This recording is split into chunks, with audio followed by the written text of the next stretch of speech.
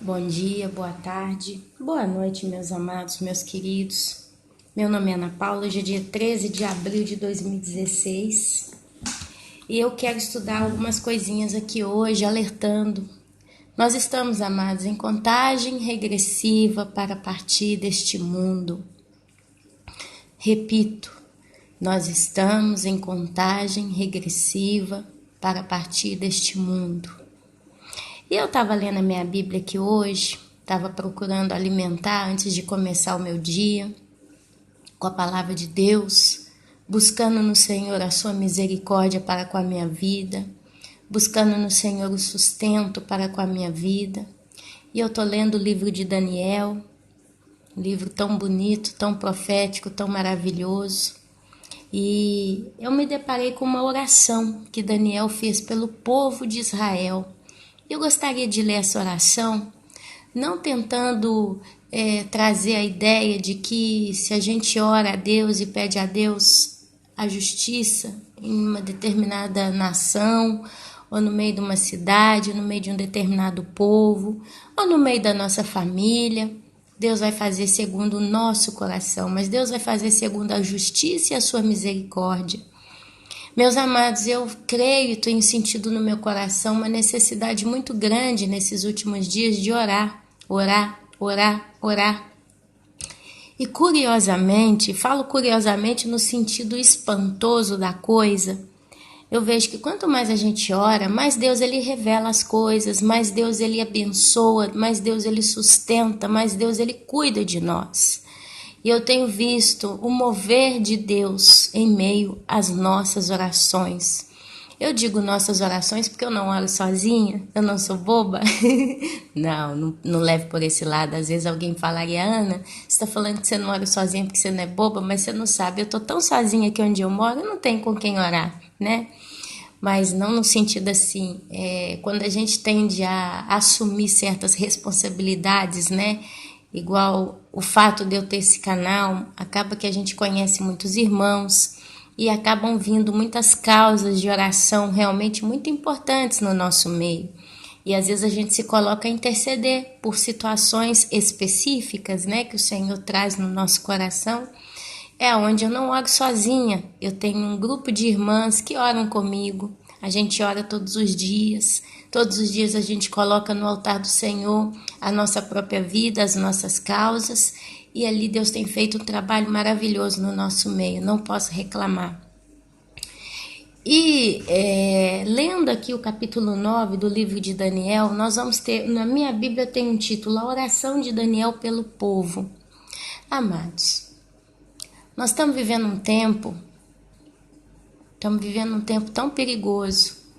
E ontem e antes de ontem, mais do que nunca, eu, Ana Paula, senti na minha pele a passagem do livro de Mateus, capítulo 24, que fala o seguinte, olha só, eu nunca senti tanto na minha pele isso, olha só. Então, se alguém vos disser, eis aqui o Cristo, ou ele-o ali, não acrediteis, porque surgirão falsos cristos e falsos profetas, operando grandes sinais e prodígios, para enganar, se possível, os próprios eleitos. Vede que vos tenho dito, que vos tenho predito, palavras do próprio Jesus. E ontem, mais do que nunca, eu senti isso na pele, né? Quando a gente denunciou aí esse falso Cristo chamado Matréa, um Cristo bonito, loiro de olhos azuis, um Cristo sedutor, um Cristo envolvente, um Cristo hipnótico, né? E eu vejo, lendo alguns comentários, a gente vê como que o Espírito Santo não deixa o povo na cegueira. Tive, inclusive, comentários contrários de gente falando que continuam a defender o ministério da senhora Claire e que nós seguimos, né, doutrinas de igrejas apóstatas, tipo, a pessoa chegou a relatar que nós seguimos o Macedo, seguimos, né, certas coisas, mas não sabia do que estava falando, porque a noiva que Jesus está preparando para ir para o céu é dita e chamada de prudente. E quando a gente observa a palavra prudente, eu não peguei o dicionário aqui agora, como eu costumo fazer, mas a palavra prudente vem de atenta, observadora, pesquisadora, alerta, alguém que examina aquilo que vem até ela. Isso é prudência. O prudente, ele olha 2 vezes, ele pensa, ele analisa, ele escuta, ele busca numa fonte de sabedoria maior. Se você vê um estudante de alguma coisa qualquer pela terra, né? Um estudante de medicina, advocacia, arquitetura, não interessa. E essa pessoa, ela tá ali no curso, né? Da faculdade dela. Essa pessoa, se ela é prudente, ela vai procurar não faltar a nenhuma das lições. Ela vai procurar seguir todos os conselhos do seu professor, porque ela olha aquele professor e vê nele alguém que tem maior capacidade intelectual no assunto em questão. Então, a pessoa prudente tende a seguir os conselhos do seu mestre, ela tende a analisar bem o que faz. Quando ela vai fazer uma pesquisa, né? Imagina um estudante aí de advocacia, ele vai ter que fazer uma pesquisa sobre determinado tema, ele tem que ir numa biblioteca, lá ele vai se deparar com tantos livros na frente dele. E como livro é livro, muitos vão dizer alguma coisa que não tem muito sentido, são só teorias. Normalmente, uma pessoa prudente, ela vai procurar os livros mais bem indicados, os livros que têm mais provas, né, mais bem conceituados. Quer dizer, a fonte para a pessoa prudente, ela é baseada sobre algo que é mais objetivo, mais verdadeiro, mais concreto. A pessoa prudente, quando ela vai atravessar a rua, né, a coisa mais simples, o beabá da vida, né, a gente vai atravessar a rua, a pessoa prudente, ela olha para um lado, ela olha para o outro, ela para, olha para um lado, para o outro, olha bem e aí ela atravessa. Já vi várias vezes motoristas que estão no cruzamento e tem que passar, aí tem a preferência de parar, né, aquela plaquinha de dar preferência, a gente tem que esperar, fazer o stop. Quantas e quantas e quantas vezes eu já vi motoristas com a segunda marcha, né? Eles vêm devagarzinho com o carro e passa. Eles dão aquela olhada bem rápida, não viu ninguém, passa. Isso não é ser prudente. O prudente, mesmo que não tem ninguém vindo, ele põe a primeira marcha, que para quem não dirige, quando você põe a primeira marcha do carro, é para você fazer o carro caminhar. Quando você liga o carro, você tem que pôr a primeira marcha. E ali você pisa no acelerador e o carro caminha muito devagarzinho. A primeira marcha, ela não supera um certo limite de velocidade. Ele caminha quase que ao passo de um homem, né? Na lentidão. E ali para o carro caminhar de verdade, soltar e ir, você puxa a segunda marcha, que normalmente é a marcha que a gente tende a usar muito dentro de centro habitado, que tem muita gente caminhando, atravessando rua, aquela confusão, né? Tem muito carro, você tem que ficar ali devagarzinho. Então, normalmente, você caminha na segunda marcha e parte para a terceira, dependendo da situação. Então, a primeira marcha do carro é a marcha que nem se diz que caminha, ela é só aquele empurrãozinho para o carro pegar no tranco, digamos assim. Então, o que acontece? Quando a gente chega no stop, né, no pare, na famosa plaquinha pare, tem gente que já vem caminhando na segunda ou na terceira marcha e só ralenta, né, faz o carro caminhar mais devagar possível que a segunda marcha suporte, dá uma olhada rapidinho e passa. Mas o prudente, ele para o carro, ele bota a primeira marcha. Quer dizer, ele simplesmente freia o carro completamente, o carro não caminha. Ali ele põe a primeira marcha, aí ele olha para a direita, olha para a esquerda bem, às vezes até olha de novo, e aí ele parte com o carro. Isso é ser prudente. Então, amados, a igreja de Cristo, a igreja, a noiva de Cristo, ela tem esse espírito prudente que Cristo chama. Quando a gente escuta uma pregação, a gente simplesmente não está na segunda marcha e continua a caminhar adiante. Mas a gente para em todos os stops da pregação. Deus ele está trabalhando um povo que está realmente aprofundando em conhecimento. A Bíblia diz que nos últimos dias a ciência se multiplicaria. Mas se você procurar aprender um pouquinho sobre a palavra ciência, ciência é estar ciente, consciente de alguma coisa. Isso é ser ciente. Então a ciência tecnológica, ela nos revela a consciência de criar certos dispositivos eletrônicos que formam e fazem tal coisa. Mas a ciência consciente ou psicológica do homem, ela traz a revelação das coisas que são. E é isso que também está acontecendo nos últimos dias. Quando a gente lê Daniel capítulo 8, ele fala da visão sobre um carneiro e um bode. Aqui ele está falando no finalzinho do capítulo literalmente sobre o reino do anticristo. Ele traz aqui o anticristo e ele não entende. Aí o anjo revela para ele, mas ainda assim ele fica com aquela coisa embaçada. Mas aí o anjo diz, isso é para os tempos do fim. E aqui ele fala que ficou tentando entender aquilo ainda assim. Mas só vivendo naquela época, para entender exatamente tudo que está sendo falado. Então, eu digo nós porque a gente tem realmente se empenhado de coração. Uma irmã muito querida, não vou citar o nome dessa irmã, ela sabe quem é quando ela ouviu o que eu estou falando.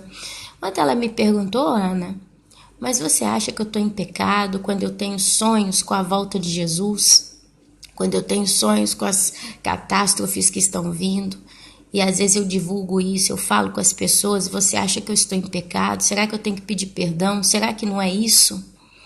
E eu falei com essa irmã, falei, olha minha irmã, baseando do princípio que, então se você está em pecado por ter tido essas revelações e ter falado, eu também estou, porque eu também sonhei com arrebatamento, eu também sonhei com, no caso meu, Ana Paula, eu sonhei muito com tsunami, já há anos. Mas eu não quero ver que isso é pecado, eu vou te dizer por quê. Porque quando eu converso com você, já esses anos todos que a gente conversa, por mais que às vezes a nossa conversa, né, a gente às vezes não é tão de acordo em alguma coisa, pode ter acontecido, cada pessoa tem o seu caráter, todos nós pecamos, todos nós erramos, mas eu tenho conseguido observar uma coisa muito genuína em você e isso não tem como esconder, minha irmã. Eu vejo no seu coração um amor tão grande pela volta de Jesus. Eu vejo que você tem essa ansiedade, você tem um coração realmente tão desejoso desse grande dia. E eu consigo ver que você não está esperando a volta de Jesus na sua vida para se livrar dos seus problemas, porque é uma irmã que passa muita dificuldade. Ela é uma irmã que passa muita luta, mas muita luta mesmo. E ela tem que dar no couro todo dia ali, ela tem que trazer, né, as coisas a funcionar todos os dias. Então, assim, nós todos não vemos a hora também de descansar desse mundo cruel, dessa vida fatigosa. O que eu mais tenho recebido é fatos de irmãos passando muita dificuldade. Quando eu falo muita dificuldade, amados, a gente tende a entender sempre o lado financeiro. Então a pessoa está pobre, está passando fome. Não. A dificuldade aqui, às vezes é um parente doente. Igual tem a minha irmã. Minha mãe fez uma cirurgia semana passada de urgência, teve que cortar da parte do peito até lá embaixo. Cortou a barriga inteira. Só que 30 dias antes ela já tinha feito uma cirurgia, tirou o útero, tirou tudo. Tirou trompa, tirou útero, ovário, tirou tudo. Foi muito invadente como cirurgia. E ela estava começando a se sentir melhor, já estava caminhando bem, já tinha passado quase 40 dias, né? Aí deu um outro problema nela, ela teve que cortar de novo. Eles tiveram que cortar em cima da ferida velha. Agora minha mãe está em cima de uma cama, está se recuperando, né, com muita fatiga, porque tem 10 dias agora, nem isso, que ela fez essa segunda cirurgia. E a minha irmã estava lá em casa com 2 filhos pequenos, um de 1 ano e uma outra de 5 ou 6 anos já. Acho que é 6 anos, a menina está fazendo 6 anos, alguma coisa assim. Eu com idade faço dó mesmo, porque eu não tenho jeito. Mas 2 crianças muito pequenininhas, e essa minha irmã cuidando de casa, cuidando da minha mãe, cuidando dos 2 filhos e trabalhando no computador. Ela trabalha com computador. Um dia eu fiquei com dó, que ela falou: Ana, eu tô com um filho num pé, literalmente numa perna, no pé aqui brincando, a outra filha no outro pé, e ali o pequenininho levanta, né, apoiava na perna da mãe, aquilo tudo, ela estava sentada no computador fazendo serviço, conversando ao mesmo tempo com 4 clientes, né, um ligava, desligava no celular, o outro no telefone, e ela conversando com todo mundo, minha mãe deitada na cama, sem poder levantar, e ela ali, sozinha. Ela tá passando uma fase que, sinceramente, meus irmãos, ela tá passando uma fase que eu que pensei que a minha irmã já tinha passado tanto nessa vida, de repente, ela tá passando mesmo, né? Ali na cidade de Belo Horizonte. Então, assim, o que acontece? Há 2 dias atrás ela me fala pelo WhatsApp: Ana, peguei dengue. Tô com o corpo todo doendo. No dia que ela teve o primeiro dia de dengue, a menininha dela de 5 anos é que lavou o menininho de 1 ano, deu banho no menino. E ela ficou parada por perto, né? Porque se acontecesse algum pequeno acidente, ela podia intervenir, mas diz que quem cuidou do nenenzinho foi a menininha. E se vocês olhassem a minha sobrinha, ela é tão magrinha, mas tão magrinha, tão pequenininha, mas é tão boazinha, tão inteligente. Então, amados, olha só, isso é passar aperto. Orem pela vida da minha irmã. Vocês que têm esse coração dedicado à oração, peço realmente, orem pela Luana, minha irmã.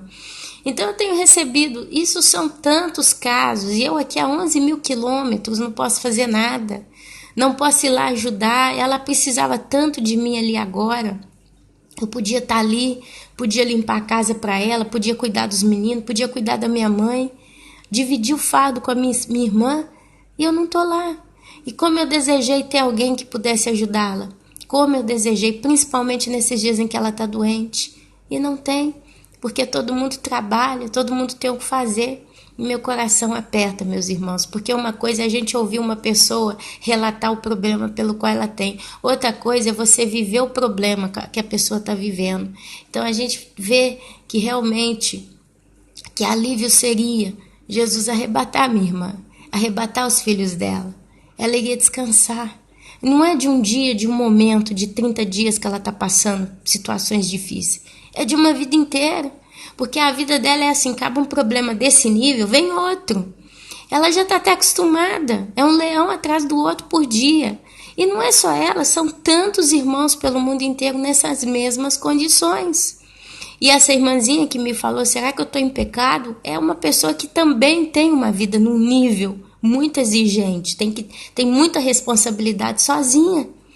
Então é um consolo, é uma paz, é um descanso essas pessoas irem para o céu.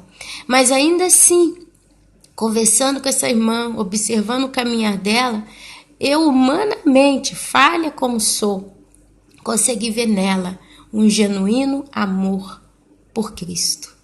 Um genuíno amor pelo evento do arrebatamento do nosso Senhor Jesus Cristo para com a noiva. Eu consegui ver nessa irmã uma sinceridade, uma gana de querer servir a Deus. E ela tem servido a Deus com o seu melhor. Infelizmente, nem sempre o melhor de cada um de nós é o perfeito para Deus.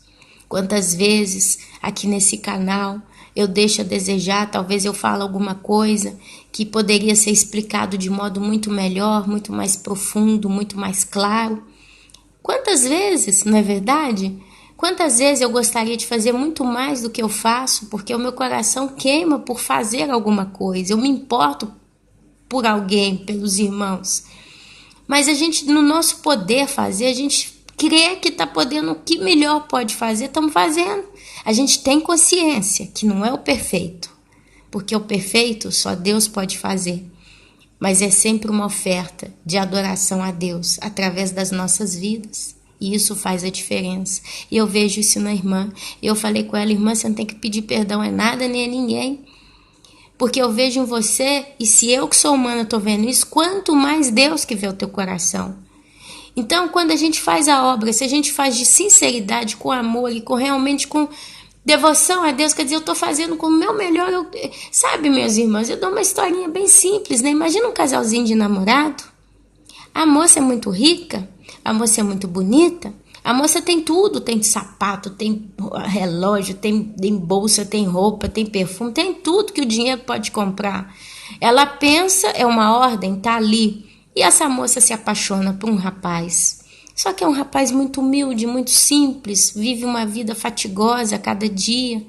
Mas é um rapaz tão doce, tão amoroso de coração, tem uma intenção tão genuína e verdadeira de amor para com esta moça, e ela se apaixona por ele. Quando ela se apaixona por ele, ela não olha a situação econômica dele comparada a dela.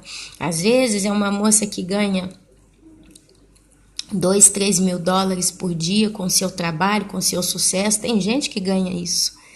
Então, dinheiro para ela é coisa até de jogar fora, ela nem pensa. As contas vão todas no banco lá, no automático, ela nem vê a conta na casa dela. Ela tem tudo do bom e do melhor. Ela tem pessoas que limpam a casa para ela. Ela vem dessa família muito rica, milionária. Mas aquele rapaz, ele tem que trabalhar para pagar a conta da água. Talvez a conta da água na casinha dele chega lá R$ 40. Nem é tanto, né? Nem sei se está chegando nisso para casa de alguém, porque do jeito que o Brasil tá ruim das pernas, mas houve dias que acontecia assim. Mas às vezes fazer R$ 40 para aquele rapaz é tão difícil. Às vezes ele tem que levantar de madrugada, ir para a roça trabalhar, para colher tomate. E às vezes cada caixinha de tomate que ele consegue, cada caixote de tomate que ele consegue carregar, ele ganha 40 centavos. Quer dizer, para fazer R$ 4, ele tem que carregar 10 caixas de tomate por dia. Só que quando dá 7, 8 da manhã, o sol começa a ficar tão forte, queimando, ele tem que pôr um chapéu. E ali ele está ali naquele campo trabalhando, colhendo os tomates, não pode estragar o tomate, tem que fazer com delicadeza, com destreza. Depois ele levanta uma caixa de tomate daquelas, talvez pesa 20 quilos, 15 quilos, põe nas costas, tem que caminhar uns 2, 3 quilômetros até o caminhão para descarregar a caixinha do tomate, volta. Quer dizer, quando dá 10, 11 horas da manhã, talvez ele conseguiu carregar lá umas 20 caixas de tomate, no resto, né, trabalhando com muita calma, porque não pode fazer um mau serviço. Conseguiu fazer R$ 8 dólares ali no final das 11, meio-dia. Quer dizer, então ali ele calcula, nossa, eu tenho que trabalhar uns 5 dias mais ou menos para fazer uns 40, né, dólares, para pagar a minha conta de água, meus 40, né? E ali ele vai calculando e trabalhando, e são dias de tanta fatiga. E ali finalmente ele consegue inteirar o dinheiro, vai lá com tanta alegria e satisfação no correio, no banco, e paga a conta dele. E ali ele se apaixona por aquela moça se apaixona por ele. E olha só a situação. Imagina que chega um momento que ele quer dar um presente para aquela moça. Ele precisa dar um presente para ela porque ele é um homem romântico. Talvez é um homem que entende que para galantear aquela mulher ele precisa ser muito educado, muito gentil, alguém que se importa, que se preocupa. Imagina que num dia que ele estava passeando com aquela moça, eles foram passear de mãozinhas dadas. Vamos esquecer todos os prejuízos, né? Como é que fala? Quando a pessoa fica julgando, né? Vamos esquecer, faz de conta que não tem, que eles se amam, todo mundo apoia e tal, e é um casal de namorados. E ali ele tá passeando de mãozinha dada com essa moça pela praça. De repente, ela vê um vaso de flores ali na floricultura, tem um vaso, um arranjo, né? E ali o olho dela brilha e ele olha assim. Ela não fala nada, mas ela fica ali olhando aquele vaso de flores com tanta doçura, tanto amor, e ele percebe. Aí eles passam direto, vão embora, ele paga o sorvete para ela com aquele dinheirinho que ele fez, né? Às vezes 1 hora, lá na roça, debaixo do sol quente, colhendo o tal do pomodoro, como diz aqui na Itália, colhendo tomate. Aí ele tem aqueles 3, 4, 5 dólares ou reais ou euro, não interessa a moeda, o valor é redondo, no bolso. Aí ele paga o sorvete para ela, aí ela aceita com muita alegria. Para ela é um sorvete, porém para ela é o sorvete que o seu amor comprou para ela. Mas como é uma pessoa, né, acostumada com dinheiro, ela aceita com alegria, toma um sorvete tão gostoso, porque tudo que é com sacrifício é melhor, não é verdade? E ele paga para ele fez tudo, né? Para ele deu o mundo para ela, cada gesto. E ali ele leva ela para casa dela, eles se despedem. Aí ele se lembra que ela gostou daquele vaso de flores lá. Aí ele calcula na cabecinha dele, não, tem que trabalhar 3 dias, não sei o quê, para juntar com aquela outra conta, para organizar tudo, para não perder a data, Ok, tem que trabalhar 1 semana para conseguir também fazer o dinheirinho para comprar o vaso de flor. Aí ele corre a semana inteira, levanta de manhã com mais alegria, com mais boa vontade, colhe o tomate, faz o trabalho, não sei o que, tá? Passa o primeiro, segundo, terceiro, quarto, quinto, sexto dia. Quando é no sábado de manhã, ele sabe que ele vai encontrar com ela às 5 horas da tarde daquele sábado. Ele ainda trabalha mais um pouco, aí chegou 2 horas da tarde, ele sai do serviço cansado, vai em casa, toma um banho, coloca a sua melhor roupa. A sua melhor roupa, que sabe quanto custou, que sabe onde comprou. Mas ele coloca a sua melhor roupa bem limpa, bem lavada, engomada, né? Com maisena, corre lá na floricultura e compra o vaso de flor. Aí quando vai bater na casa dela para buscá-la, para passear com ela, ele vai como o homem mais feliz do mundo entregar para ela o presente, porque ele percebeu que ela tinha gostado. Às vezes ela nem pensa mais naquele vaso de flor, porque para ela era só um vaso de flor, é nada, ela comprava a hora que ela quisesse, ela só, né? Mas quando ela abre a porta, ela vê ele com aquele sorriso como alguém que ganhou na loteria, com aquele vaso de flor, quase com o olho cheio d'água. Ela se comove, ela vê aquele gesto e ela sabe o tanto que ele trabalha, o tanto que ele dá o duro lá para conseguir. Ali ela pega aquele vaso de flor, que o valor dele é imensurável, quer dizer, não tem valor. Não o vaso em si, mas o gesto, o sacrifício, a dedicação, o amor que foi feito para comprar aquele vaso de flor. Se ela tivesse uma mesa com 1000 vasos de flores, com valores infinitamente maiores, ela jogaria tudo no lixo só para colocar o vaso de flor que o seu amor trouxe para ela. Assim, meu amado, assim, minha amada, tem sido a dedicação dos santos verdadeiros a Deus nesses últimos dias. Deus, ele pode comprar tudo. Dinheiro para Deus não existe. Ele é o dono do ouro, ele é o dono da prata, ele é o dono da vida. Deus, ele dá vida, Deus, ele tira a vida. Deus, ele abençoa, Deus, ele cuida, Deus, ele cura. Deus, ele tem o mundo como estrado dos seus pés, as estrelas, ele chama pelo nome. Sabe quantos fios de cabelo tem na minha cabeça aqui nesse exato momento? Eu descobri 3, 4 fios de cabelo branco na minha cabeça nesse ano de 2016. Eu nunca tive fio de cabelo branco, tenho 37 anos, então achei uma coisa estranha, porque eu nunca tive, mas ele já sabia e ele sabe o número exato daquele fio. Às vezes é o fio número 1590. Ele sabe. Ele sabe. Se amanhã vai ter um 4º fio de cabelo branco na minha cabeça, vai surgir, eu nem sei como é que é o fenômeno, né? Mas ele sabe. O fio número 8210, amanhã vai ficar branco no cabelo da Ana Paula. E curiosamente, na parte da tarde ele vai cair, porque o cabelo dela cai, como o cabelo de todo mundo. Então o que é a obra do homem para Deus? É como um trapo de imundícia, mas não porque é imundo e não porque é um trapo. É porque um trapo de imundícia não vale nada. É muito nada, é nada. Porém, Deus se alegra com o coração do justo. Quer dizer, eu tenho meu trapo de imundícia para dar a Deus todos os dias. Mas quando eu entrego aquele trapo, que diante dos olhos de Deus não é nada, fisicamente falando, ele deu o filho dele na cruz para morrer por todos nós. Às vezes eu chego diante de Deus e alego numa oração e falo: Deus, hoje teve uma irmã que veio até mim e conversando comigo, eu consegui falar do Senhor para ela, ela se converteu, nós fizemos uma oração, aleluia, uma alma vale mais do que o mundo inteiro. Então, através do meu trabalho, ela se converteu, eu ensinei ela a orar, estou lendo a Bíblia com ela, e é uma alma que eu trouxe para ti, na prática. O que é comparado a ele que deu o filho que morreu na cruz por todo aquele que nele crê? Nós estamos falando do primeiro homem, do primeiro Adão, até o último. Quer dizer, todo ser humano que se colocar diante de Deus e arrepender dos seus maus caminhos e pedir a Deus para cuidar da vida dele, pedir perdão e dizer: Deus, seja o Senhor da minha vida, será salvo?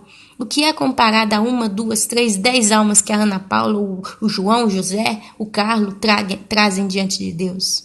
É por isso o discurso do trapo de imundícia.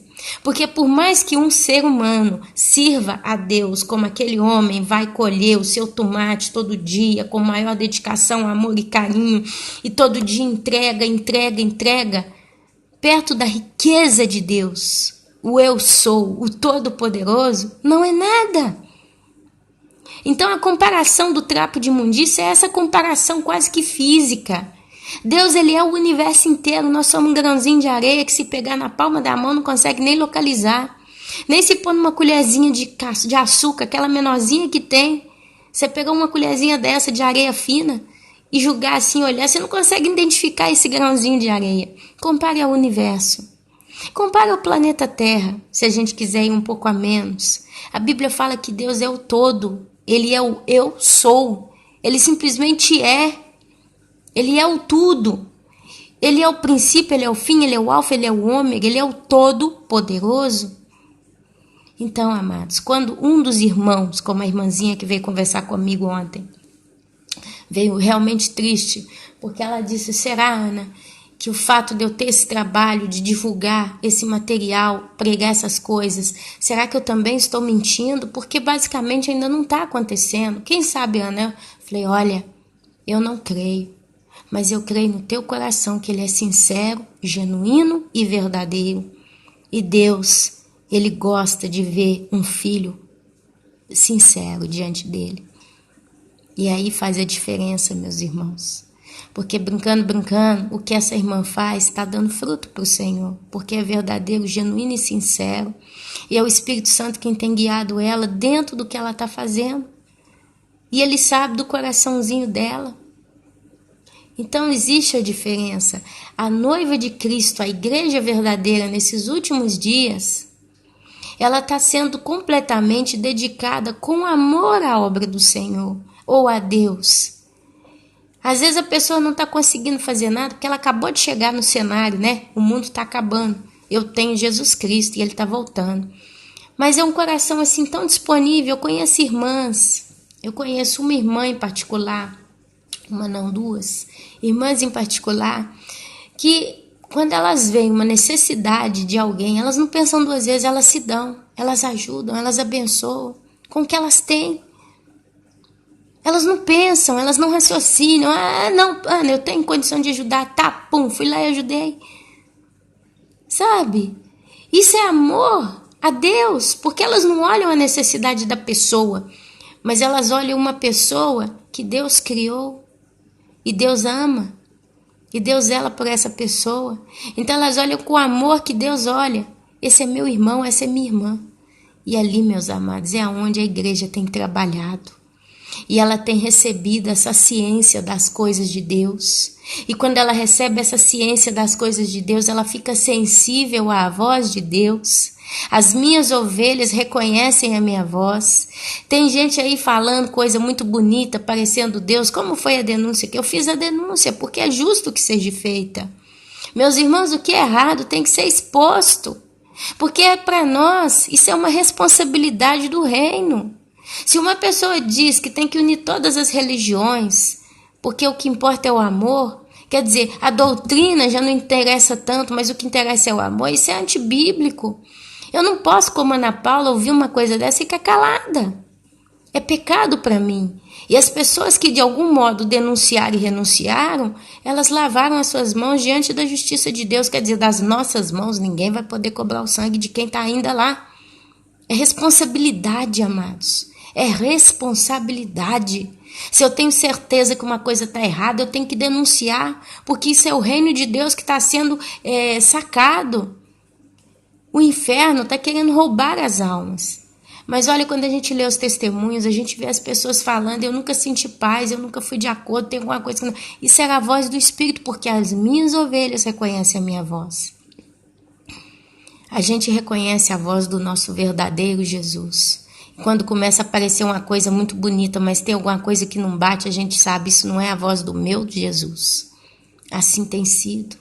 Essa é a diferença. É o ouro refinado dos nossos corações no altar do Deus verdadeiro que está sendo mostrado nesses últimos dias. E eu glorifico a Deus, eu glorifico ao Espírito Santo, eu glorifico ao nosso Senhor Jesus por essa fidelidade para conosco, porque Deus é fiel. E eu gostaria de ler com vocês esse capítulo 9 de Daniel, para os irmãos entenderem como é a oração do justo, vendo a situação na qual se encontrava. Olha só, capítulo 9 do livro de Daniel diz: a oração de Daniel pelo povo. No primeiro ano de Dário, ou Dario, tem quem diz Dario ou Dário, filho de Assuero, da linhagem dos Medos, o qual foi constituído rei sobre o reino dos caldeus, no primeiro ano do seu reinado, eu, Daniel, entendi pelos livros que o número de anos... Olha, Daniel, ele entendeu pelos livros que o número de anos de que falara o Senhor ao profeta Jeremias, que haviam de durar as assolações de Jerusalém, era de 70 anos. Voltei o rosto então ao Senhor para o buscar com oração e súplicas, com jejum, pano de saco e cinza. Primeiro, Daniel entendeu a situação realmente como ela estava. Ele entende então que o juízo de Deus ali, a assolação em Jerusalém, duraria 70 anos. Uma vez que ele entende a situação como ela é, ele se voltou a Deus em oração, súplica, jejum e pano de saco e cinza. E ele começa: orei ao Senhor, meu Deus, confessei e disse, ah, Senhor, Deus grande e temível. Irmãos, preste atenção em cada letra aqui, cada palavra que eu estou lendo, porque isso eu quero que os irmãos hoje absorvam algo muito profundo de Deus para conosco. Daniel, ele quando ora, ele sabe quem ele é e ele sabe diante de quem ele estava. Isso é temor, isso é consciência, isso é ciência de Deus. Assim temos que ser também nós para com Deus. E ele primeiro disse um "Ah, Senhor". E esse "Ah, Senhor" não é um "Ah, Senhor", é um "Ah" doído, é um "Ah" sofrido, é um "Ah" realmente que veio do profundo do coração de Daniel. E ali ele literalmente louva a Deus, reconhecendo a sua grandeza, dizendo: Deus grande e temível. A palavra temível significa que é algo, eu vou falar assim na simplicidade, mas é isso mesmo, perigoso. Deus é temível e perigoso. Por quê? Porque ele guarda a aliança. Deus é fiel. Deus, se ele te diz uma coisa, ele te ensina uma coisa, ele te diz, se você não seguir o que eu estou te ensinando, a consequência vai ser desta punição tal, ou do juízo ou da minha ira. Então Deus, ele é temível, porque nós, amados, se nós não tememos a Deus, se nós realmente não soubermos que Deus é perigoso no sentido, se eu brinco com Deus, se eu afronto a Deus, se eu peco consciente contra Deus, eu vou passar pela ira e o juízo de Deus. Pior, posso cair na morte eterna. Então é bom eu temer a esse Deus, porque ele é justo e reto em todos os seus juízos. E ele fala que antes de eu mesma, Ana Paula, ou de você, João, ou de você, Josefina, guardar aliança com Deus, ele guarda a aliança dele com você. Quer dizer, se eu, Ana Paula, um dia me prostrei aos pés do Senhor, me arrependi dos meus pecados, pedi perdão e reconheci o Senhor Jesus como Senhor da minha vida, e entreguei a minha vida para Ele na consciência de que, daquele momento em diante, todos os meus atos conscientes, eles não vão ser deixados em consideração, de levar em consideração, mas eles vão ser cobrados. E eu, então, depois de algum tempo, me rebelo contra Deus, peco contra esse Deus, eu estou literalmente assinando a minha sentença de morte. Porque o meu Deus guarda aliança. Pode ser que eu me esqueça que um dia eu me arrependi no altar do Senhor, mas Ele não. Ele não se esquece que um dia eu entreguei a minha vida para Ele e falei: tudo, Deus, pode ser Senhor da minha vida? E Ele aceitou, Porque o preço que eu paguei, entre parênteses, dizendo de um modo muito ignorante, que quem pagou o preço é Jesus na cruz, mas o ato que eu entrego para Deus, falando que eu realmente quero que Ele vai ser Senhor da minha vida, é o arrependimento, é a moeda que eu dei. Quer dizer, o ato que prova o meu realmente querer Deus como Senhor da minha vida é o meu arrependimento. E Ele olha meu coração. Quando Ele vê meu coração sincero, Ele sabe, opa, Ana Paula realmente está se arrependendo, ela realmente está querendo que eu venha a ser Senhor da vida dela. Então agora eu faço uma aliança com ela e ela passa a ser nova criatura. E isso agora está guardado comigo. Quer dizer, então Ele não vai me abandonar. Mas se eu posso abandonar Deus, é onde Ele diz, cuidado para que não perca a tua coroa, cuidado para que o teu nome não seja riscado do livro da vida. Porque Ele é Deus temível. Por isso que Daniel começa com essas palavras. Quando a gente lê, a gente tem que viver o que ele diz. Olha, Deus grande e temível que guarda a aliança e a misericórdia para com os que te amam e guardam os teus mandamentos. Então Deus não tem misericórdia com qualquer Zé Mané. Deus ele tem misericórdia para aqueles que o amam e guardam os seus mandamentos. Essa é a nossa esperança, a esperança da igreja verdadeira, a misericórdia de Deus, porque nós o amamos de verdade e guardamos os seus mandamentos.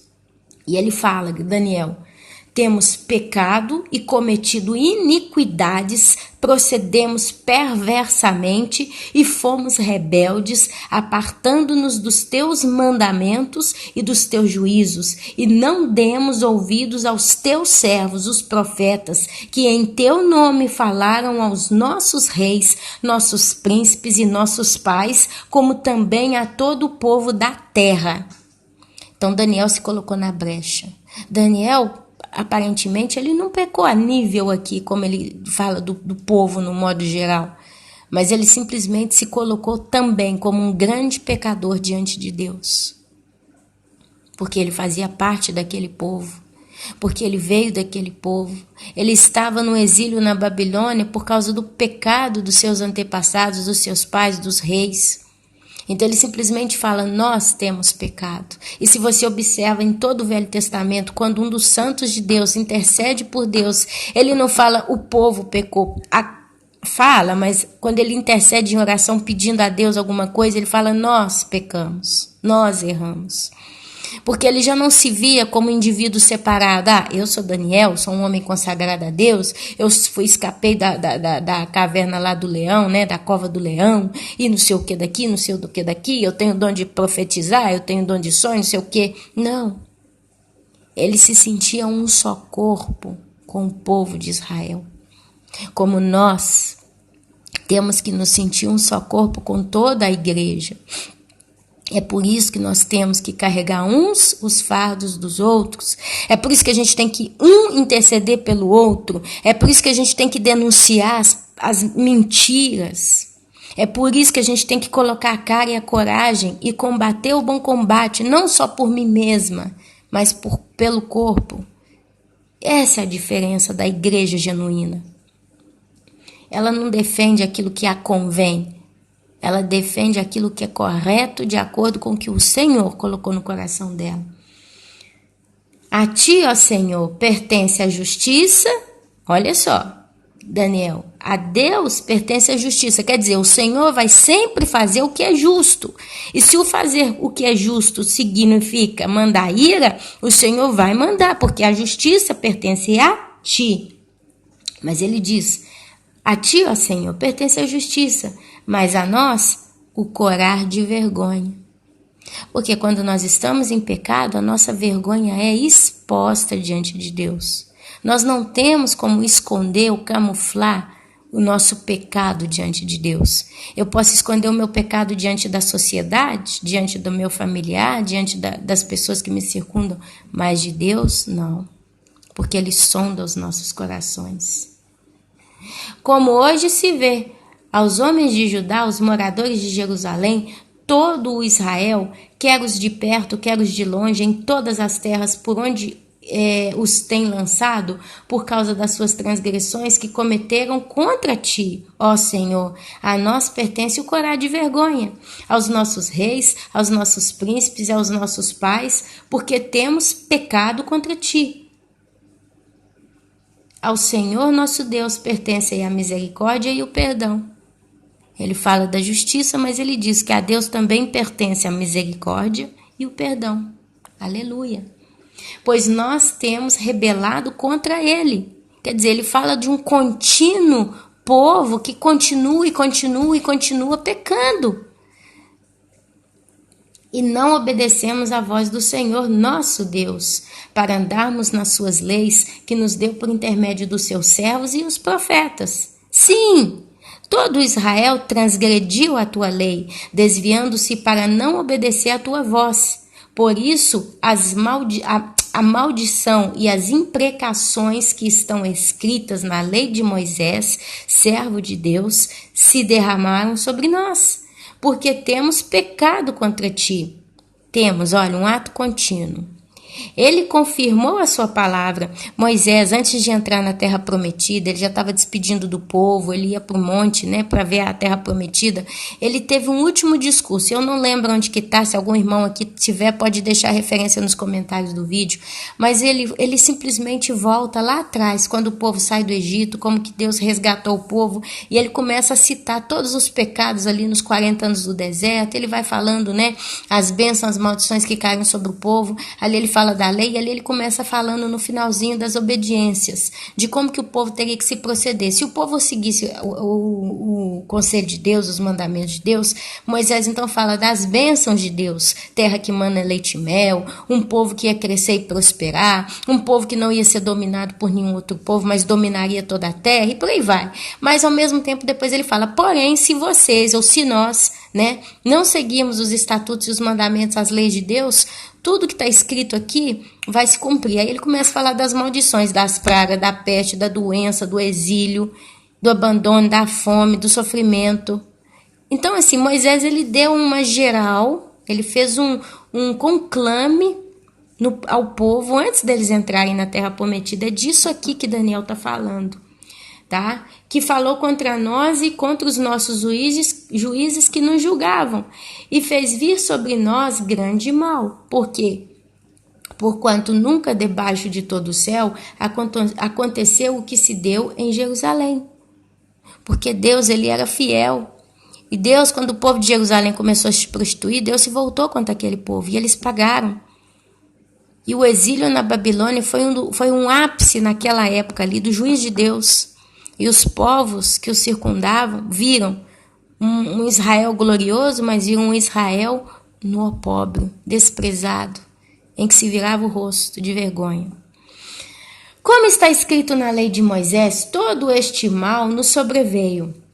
Apesar disso, não temos implorado o favor do Senhor. Quer dizer, mesmo eles vendo e vivendo todo o juízo que estava escrito na lei de Moisés, eles ainda assim não se arrependeram.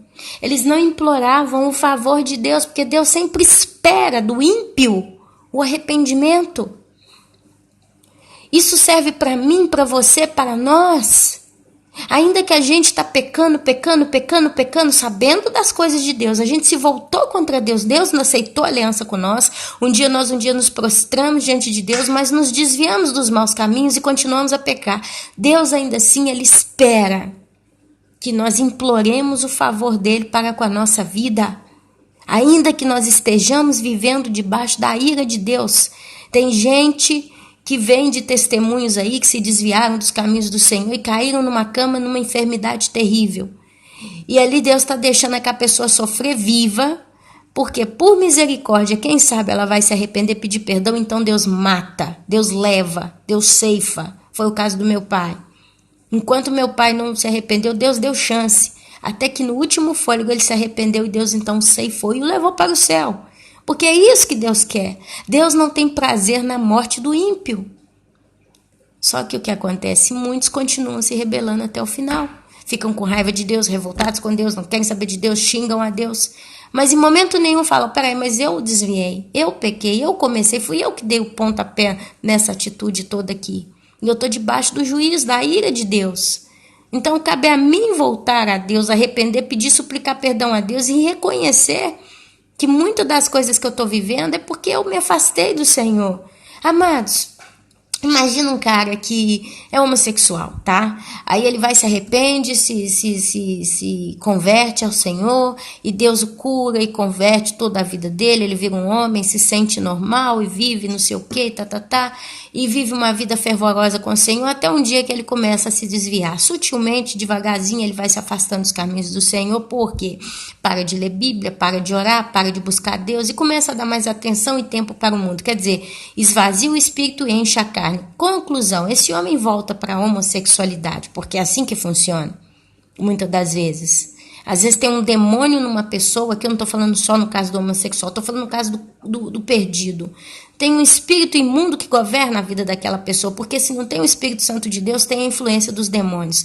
Então Deus, ele livra aquela pessoa daquela possessão demoníaca ou da influência dos demônios, da opressão. Só que aquela pessoa então fica limpa e Deus opera e ora, ainda não sei o que. Só que um dia a pessoa abandona a Deus. O que acontece? Aqueles espíritos voltam com 7 piores ainda do que ele. E aquela pessoa cai completamente. Cai. Muitas das vezes, aí aquele homem vai e volta a praticar o homossexualismo e devagarzinho, brincando, pega uma AIDS. Pega uma doença realmente de condição terminal, para numa cama. Aí se revolta contra Deus. Deus deixou eu cair nessa doença, nessa desgraça, eu tô sofrendo, por que não me mata de vez? Mas não fala, gente, mas fui eu que esfriei lá atrás com o Senhor. Fui eu que lá atrás dei espaço e continuei dando espaço, porque espaço todos nós damos. Eu, Ana Paula, quantas vezes eu dou espaço para o pecado na minha vida? Quantas vezes eu abro brecha para o inimigo? Porque eu sou humana, eu sou pecadora até o último dia. Eu só vou deixar de ser assim quando Deus glorificar meu corpo. Só que rapidinho, peraí, tá errado, eu preciso mudar. E é onde eu volto atrás e continuo buscando meu Deus. Quer dizer, é um processo de luta constante a santificação. A gente está todo dia pagando preço, buscando. Você se sacrifica muitas das vezes. Você não abre mão do Senhor. Hoje, por exemplo, eu estou passando a manhã inteira com os irmãos, mas também com meu Deus, porque aqui eu estou em comunhão com Deus. Não pense vocês que eu estou falando isso aqui como uma tagarela, decorei tudo e estou botando para fora. Não! Eu penso no que eu estou falando, quer dizer, eu escuto eu mesma falando, porque eu estou lendo e falando de Deus e pensando para mim. Isso é a diferença. E o povo não.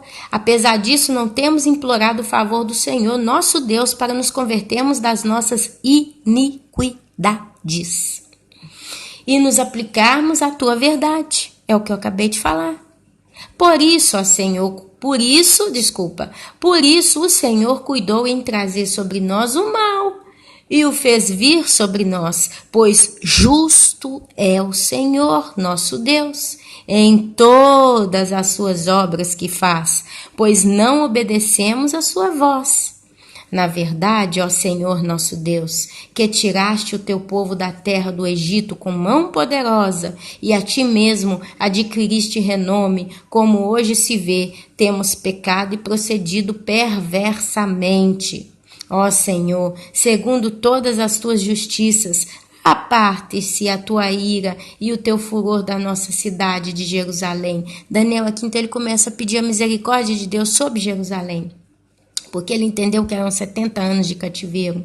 Aqui, se você continua lendo, você vai ver daqui a pouco o povo saindo do exílio, voltando a Jerusalém. É onde se construiu o segundo templo, me perdoem, do teu santo monte. Porquanto, por causa dos nossos pecados e por causa das nossas iniquidades de nossos pais, se tornaram Jerusalém e o teu povo desprezo, opróbrio para todos os que estão ao redor de nós. Agora, pois, ó nosso Deus, ouve a oração do teu servo e as suas súplicas, e sobre o teu santuário assolado, faze resplandecer o rosto, por amor do Senhor mesmo, porque Deus é justo, é por amor a Ele mesmo que Ele cuida de nós. Inclina, ó meu Deus, Deus meu, os ouvidos e ouve, abre os olhos e olha para a nossa desolação e para a cidade que é chamada pelo teu nome. porque não lançamos as nossas súplicas perante a tua face, fiados em nossas justiças, mas em tuas muitas misericórdias. Ó Senhor, ouve, ó Senhor, perdoa, ó Senhor, atende-nos e age, não te retardes por amor de ti mesmo, ó Deus meu, porque a tua cidade e o teu povo são chamados pelo teu nome. Olha só, Daniel, ele entendeu que o exílio ia acabar, em 70 anos acabava. Ele entendendo isso, ele entendeu então que o povo ia ter uma nova chance. Então ele simplesmente intercede, reconhecendo tudo que acontecera, todas as transgressões do povo, aí ele se incluiu no meio, pedindo a Deus que voltasse os seus ouvidos e os seus olhos para aquele povo. Amém? Hoje, eu, Ana Paula, e um monte de irmãos abençoados, já entendemos que a situação é diversa. E é assim eu vou concluir esse áudio. Hoje nós estamos vivendo dias como Sodoma e Gomorra, estamos vivendo como nos dias de Noé. Hoje nós estamos vivendo nos dias em que, por causa do aumento da maldade, o amor se esfria. E se esfria mais a cada dia. Hoje nós estamos vivendo tempos em que diz que o santo santifique-se ainda mais e que o sujo suje-se ainda mais. Divisão de águas. Quer dizer, Deus ele literalmente está separando o santo do profano. Quer dizer, o santo que vai ser cada dia mais santo e o profano vai se profanar cada dia mais. Nessa história vai vir um engano. Nesse cenário... Nesse cenário vai vir um engano, vai vir a corrupção humana da alma. E aí nós vamos chegar numa situação em que fala Daniel, capítulo 8, do versículo 9 em diante. E isso é um dos atos, dos fatos que vai acontecer no meio de tantos que também vão acontecer. Leia. Daniel 8, capítulo 9. De um dos chifres saiu um chifre pequeno e se tornou muito forte para o sul, para o oriente, para a terra gloriosa, cresceu até atingir o exército dos céus, e alguns do exército e das estrelas lançou por terra e os pisou.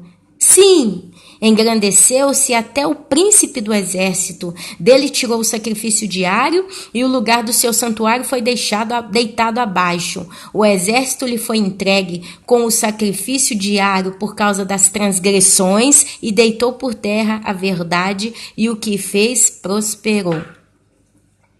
Depois eu, Daniel, ouvi um santo que falava e disse outro santo àquele que falava. Quer dizer, dois santos estavam conversando e diziam: até quando durará a visão do sacrifício diário e da transgressão assoladora?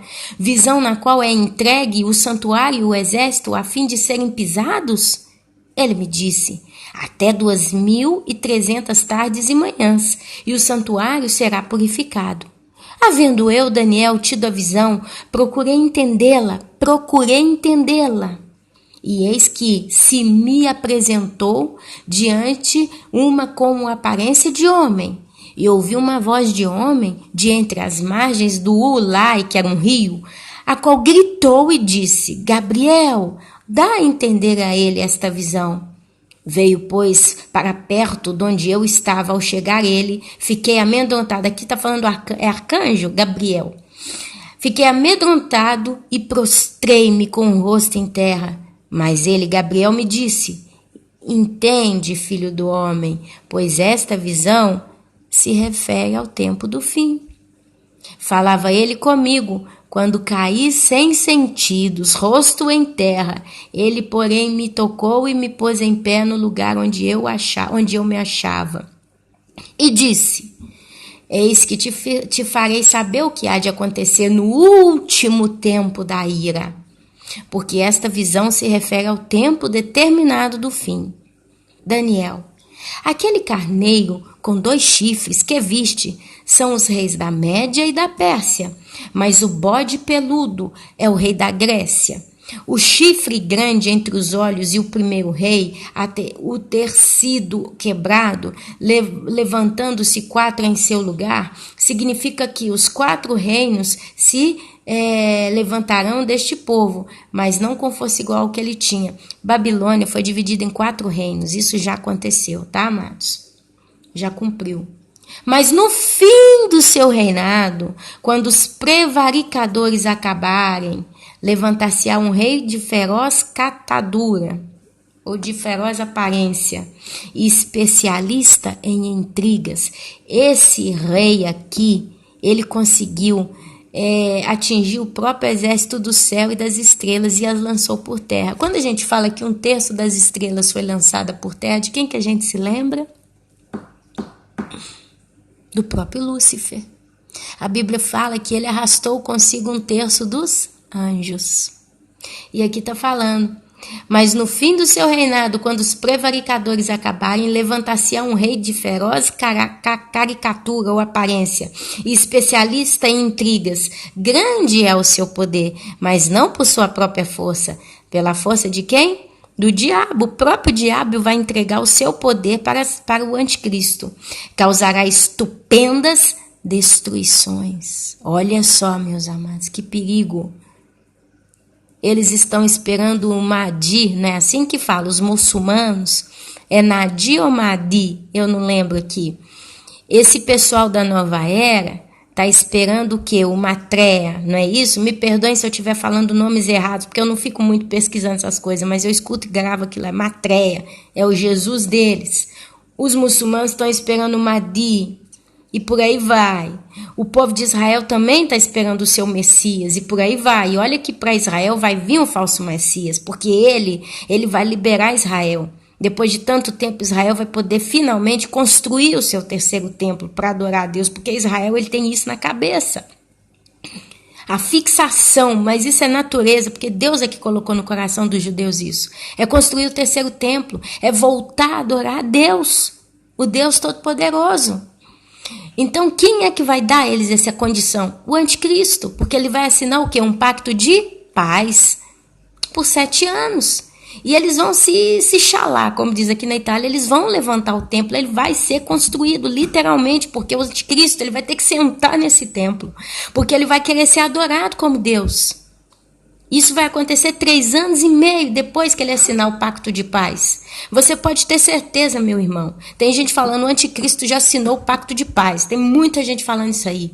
Mas a maior prova de que isso não é verdade é que, a partir do momento que o anticristo assinar o pacto de paz, na mesma semana, no dia seguinte, Israel vai começar a levantar o templo. Você agora está vendo o Domo da Rocha lá, é um templo muçulmano que está naquele local. E aquilo para o judeu é profanado. Eles têm que julgar que é troço por terra para construir o templo deles.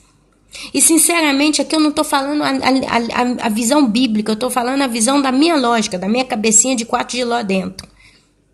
Para Israel conseguir pacto de paz, primeiro alguém vai ter que querer atacar Israel. E a Bíblia fala de Gog e Magog. Antes de todos esses acontecimentos, a Bíblia fala de um Gog e Magog iminente. E se você andou lendo, ouvindo um dos últimos vídeos que eu falo de Gog e Magog, você vai ver o mundo islâmico todinho se preparando para atacar Israel. Várias nações apoiando. China, Rússia, apoiam o Irã. Eles apoiam o Irã. Quem toca no Irã, a Rússia se levanta para defender, porque tem pactos diplomáticos aí. E você vê o cenário nesse nível hoje prontinho. Israel está lá, de vez em quando cai um míssil em Israel, mas ele explode no ar porque tem um anjo de Deus que guarda aquele povo. Porque aquela é a nação cujo Deus é o Senhor. Então Ana Paula, eu acredito que primeiro vai vir esse Gog e Magog. Se o arrebatamento vai ter acontecido ou não, eu imagino que sim. Mas eu não sei, porque não existe na Bíblia nada que te mostre exatamente sobre Gog e Magog e o arrebatamento.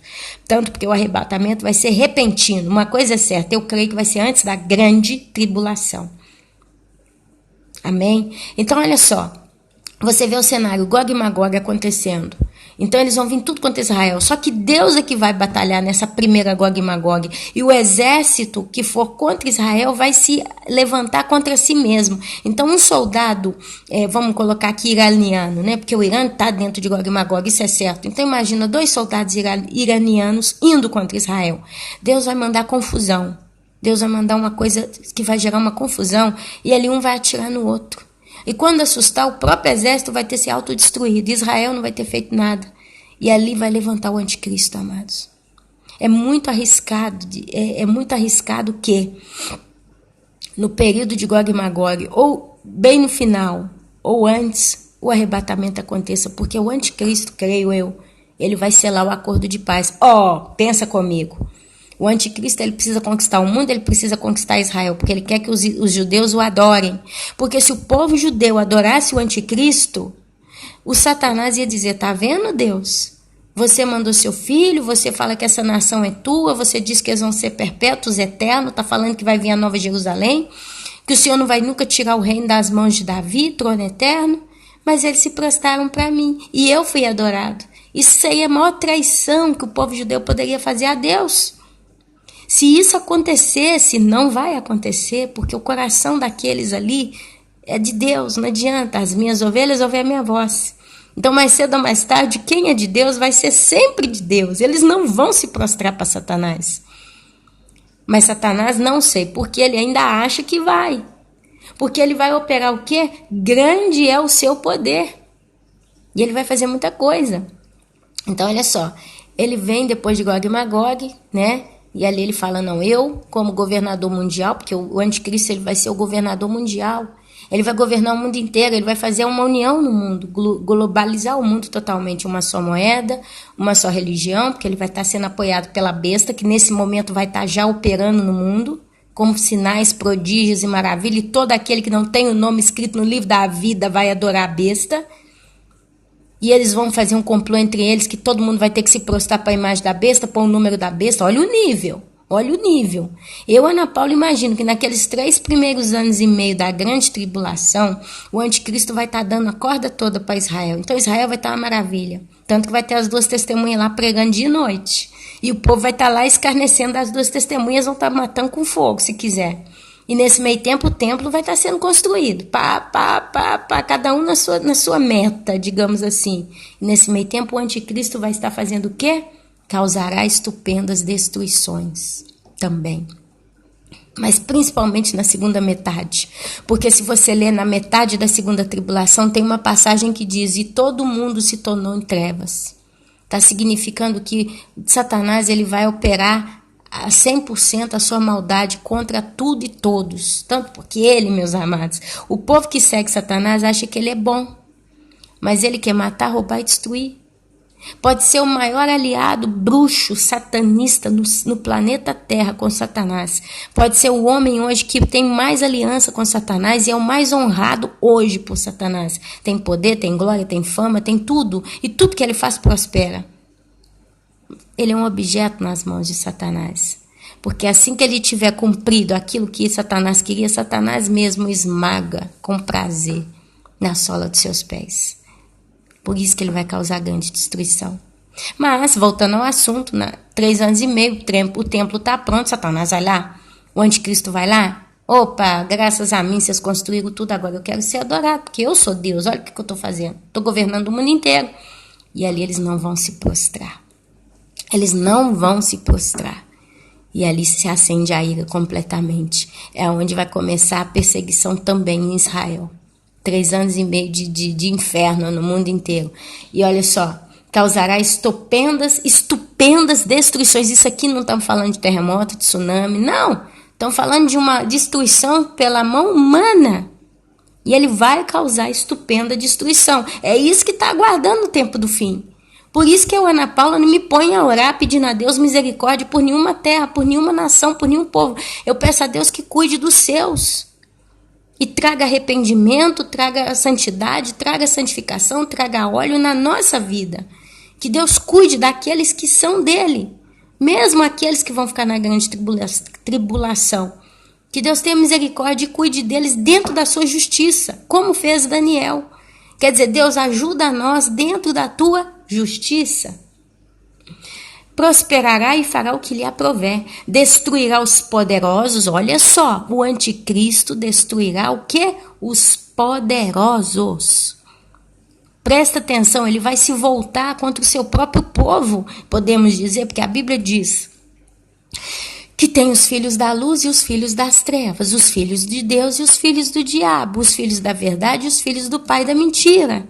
Então, quando o Satanás ou o anticristo se voltar contra os poderosos, em palavras limpas, ele está se voltando contra o seu próprio povo.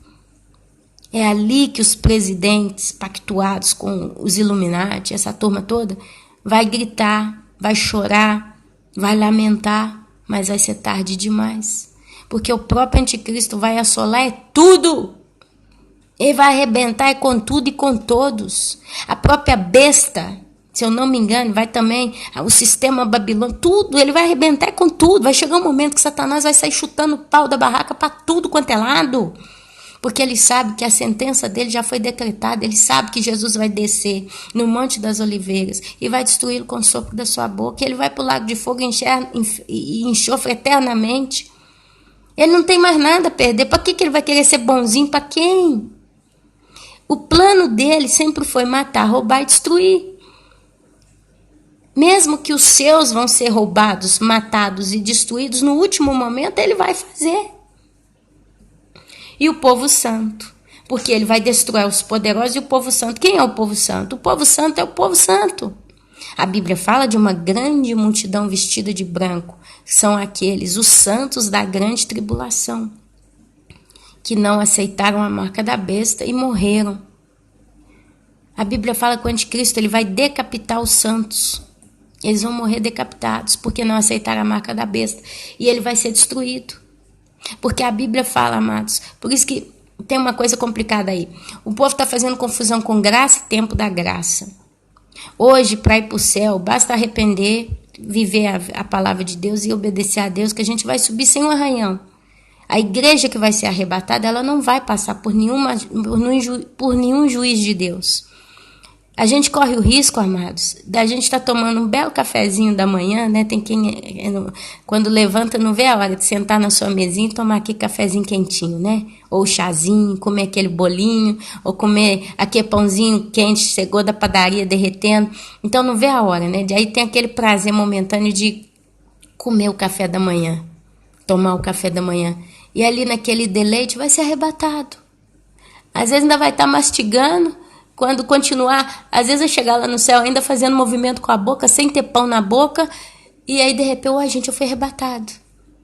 Esse é o tempo da graça que a gente sempre fala, que essa graça é uma graça literalmente, quer dizer, a porta desta graça hoje está aberta, mas a partir do momento que tiver o arrebatamento, essa porta de graça vai ser fechada, e aí vai entrar o tempo da grande tribulação. Os santos que vão ser salvos na grande tribulação vão ser salvos pela graça de Deus. Graça de quê? Todo aquele que crê que o meu filho morreu na cruz por eles vai ser salvo. Quer dizer, salvação gratuita. Eles vão ser salvos porque eles creram em Jesus, porque ninguém vem ao Pai senão por mim. Então essa é uma graça espiritual. Quer dizer, é como se fosse um bilhete de direito para entrar no céu. A graça de Deus, você, por você mesmo, não merece. Porque você é pecador. E nem morrendo vai significar que paga para a sua vida. Porque morrendo, você morreu crendo em Cristo. Porque se você não cresce em Cristo, você poderia morrer bonzinho e você ia para o inferno. Então, uma graça espiritual, essa é eterna. Deus, ele com os seus, ele vai ser sempre o Deus de graça e misericórdia. Na grande tribulação, os santos que vão morrer lá, por mais que eles vão ser torturados, vão sofrer, eles vão passar pela primeira morte, mas não pela segunda, e isso é misericórdia de Deus. Quer dizer, Deus dizendo a esses, vocês não foram no tempo da dispensação da primeira graça, não vieram para o céu sem ter arranhão. Vocês vão ter que ser pisados no largar da ira de Deus. É a uva que vai ser pisada, é o sangue dos mártires da grande tribulação que vai ser derramado. Mas esse vai entrar no céu. E não vai ser julgado no lago de fogo e enxofre. Então essa é a graça eterna. Quando a gente fala que a graça vai acabar, E aí a gente tem que tomar cuidado quando a gente fala sobre isso. Essa graça que a gente diz que vai acabar, é essa graça de subir para o céu em paz. Quer dizer, Ana Paula, eu falo assim pela fé, amados, a gente não sabe, né? Mas a gente crê que vai ser arrebatado. Mas Ana Paula não vai subir para o céu toda arranhada, toda cortada, toda machucada. Eu posso estar tomando meu chazinho aqui, feliz da vida, e assustar, tá no céu. Agora, na grande tribulação, para ser salvo, vai ter que morrer. A princípio, essa leva, né, essa turma dos santos da grande tribulação, eles vão morrer. E é uma multidão incontável. E aqui fala que o próprio anticristo causará estupendas destruições. Quanta gente vai morrer, meus amados? Quanta? E o povo santo. Esse povo santo também é o povo de Israel. São os judeus que vão ser perseguidos também no resto da grande tribulação pelo anticristo. Quando fala povo santo, eu acho que é um pouco de tudo. Eu, Ana Paula, que é um pouco dos santos, que eles vão ser destruídos, e também o povo judeu, que também vai ser perseguido, povo santo. Porque quando você olha lá em Apocalipse, quando desce a Nova Jerusalém, a Sião, tem a cidade de Sião, é a junção dos santos da grande tribulação, da igreja de Cristo e do povo de Israel. Quer dizer, Deus vai fazer um povo só na eternidade. A gente estudou isso, né, quando a gente leu o Apocalipse, eu não vou voltar atrás. Mas, por sua astúcia, nos seus empreendimentos fará prosperar o engano.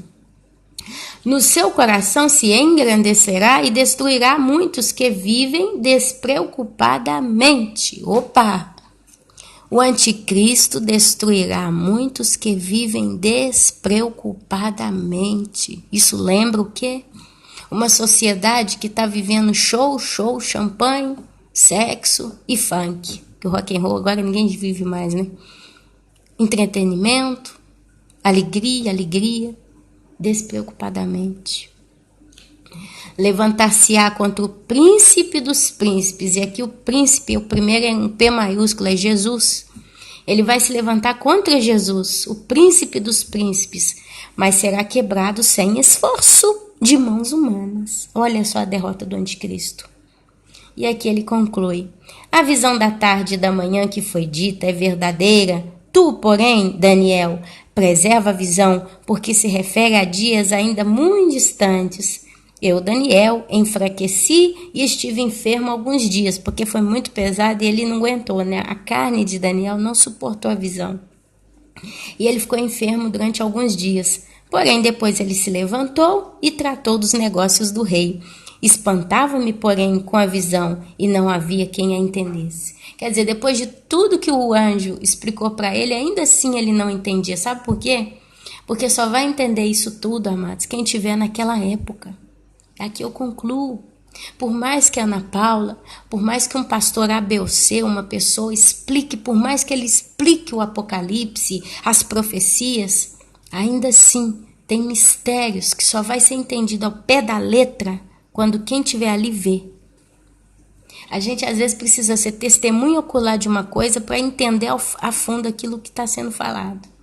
Hoje nós estamos entendendo, igual eu falei quando eu comecei aqui, eu nunca vivi na pele de modo tão profundo a passagem de Mateus 24 lá, que fala, muitos dirão, eis o Cristo aqui, eis o Cristo ali. Muitos vão dizer, mas aí ele fala o quê? Não, olha lá, eu estou entendendo, porque eu estou vendo com os meus olhos. Eu estou vendo e vivendo isso com os meus próprios olhos. Então isso é um fruto profético da palavra. Nós estamos vivendo a profecia. Aleluia, aleluia. Vedes que eu vos tenho predito. Então se alguém vos disser, eis aqui o Cristo ou ele ali, não acrediteis, não acrediteis. Porque surgirão falsos cristos e falsos profetas, operando grandes sinais e prodígios para enganar, se possível, até os próprios eleitos. Vede que vos tenho predito. Quer dizer, quando a gente vive, a gente entende. Agora eu estou vendo isso se cumprindo nos meus olhos. Significa que Jesus está muito mais perto do que você imagina. Porque se Deus agora está trazendo a verdade no meio do povo dele, como ele tem trago, ele está trazendo, amados, prepare-te porque Jesus está voltando. Amados.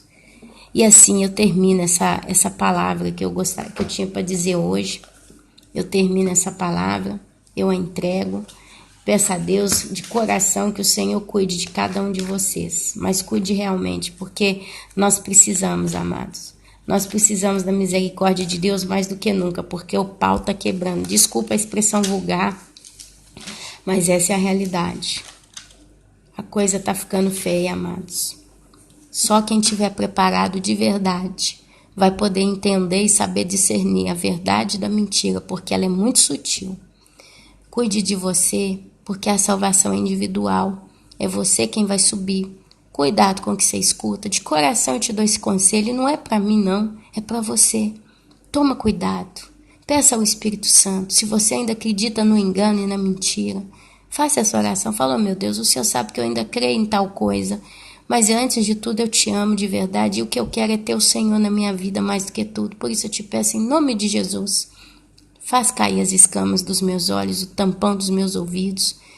Abre o meu entendimento. Se eu estou vivendo uma coisa errada, seguindo o que não presta, revela para mim. E se você fala de coração, eu tenho certeza que Deus vai te dar fastídio, vai te incomodar e você vai ver a verdade. Amém? Amados, que o Senhor Jesus abençoe a todos. Tenha uma boa semana. Amém, amém e amém.